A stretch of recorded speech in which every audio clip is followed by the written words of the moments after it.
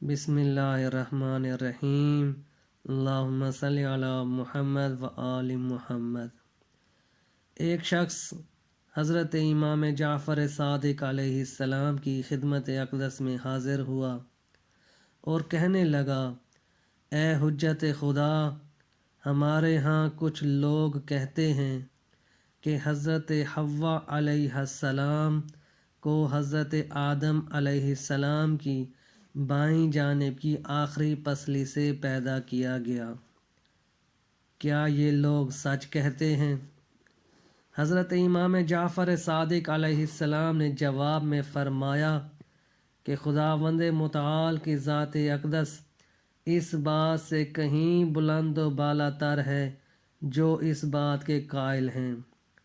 جو شخص یہ کہتا ہے گویا وہ اس بات کا قائل ہے کہ اللہ تعالیٰ میں اتنی قدرت نہ تھی کہ وہ حضرت حوا علیہ السلام کو حضرت آدم علیہ السلام کی پسلی کے علاوہ کسی اور چیز سے پیدا کرتا، ایسے شخص نے اہل طعن و تشنیع کے اعتراضات کے لیے دروازے کھول دیے۔ پھر امام صادق علیہ السلام نے فرمایا، سنو، اصل بات یہ ہے کہ جب اللہ تعالیٰ نے آدم علیہ السلام کو مٹی سے پیدا کیا اور حکم دیا تو ملائکہ نے انہیں سجدہ کیا اور ابلیس ملعون نے انکار کیا۔ اس انکار کے بعد وہ راندہ درگاہ اقدس ہوا، تو اب خداوند متعال نے حضرت آدم علیہ السلام پر نیند طاری کر دی۔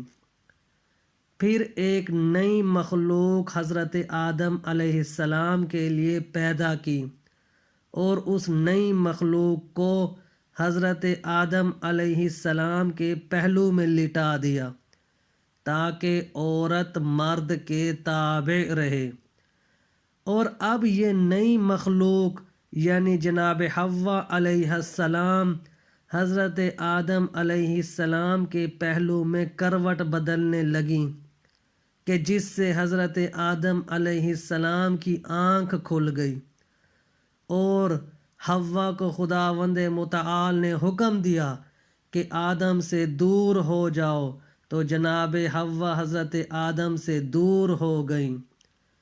جب حضرت آدم نے یہ دیکھا کہ ایک حسین مخلوق ہے کہ جس کی صورت ان کی صورت سے ملتی جلتی ہے مگر یہ کہ وہ عورت ہے، تو حضرت آدم علیہ السلام نے جناب حوا سے گفتگو کرنا شروع کر دی، اور جناب حوا علیہ السلام نے ان کی زبان میں جناب آدم سے بات کرنی شروع کر دی۔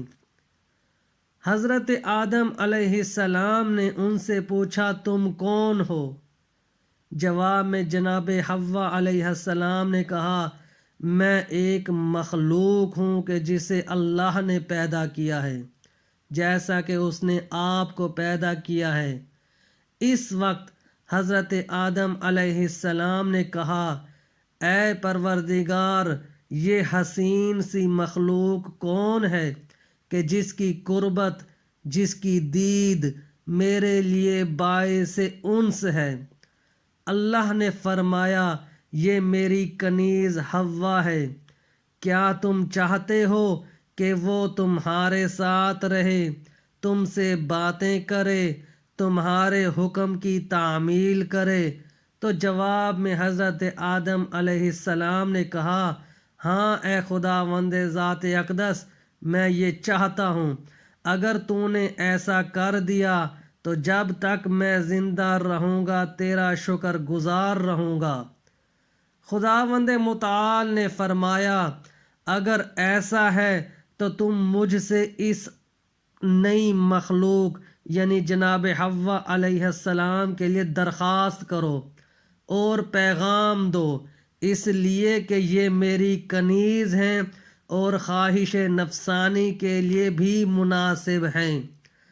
حضرت آدم علیہ السلام نے کہا، پروردگار، میں تجھے اس حوا کے لیے پیغام دیتا ہوں اور درخواست کرتا ہوں، اب تیری اس میں کیا رضا ہے؟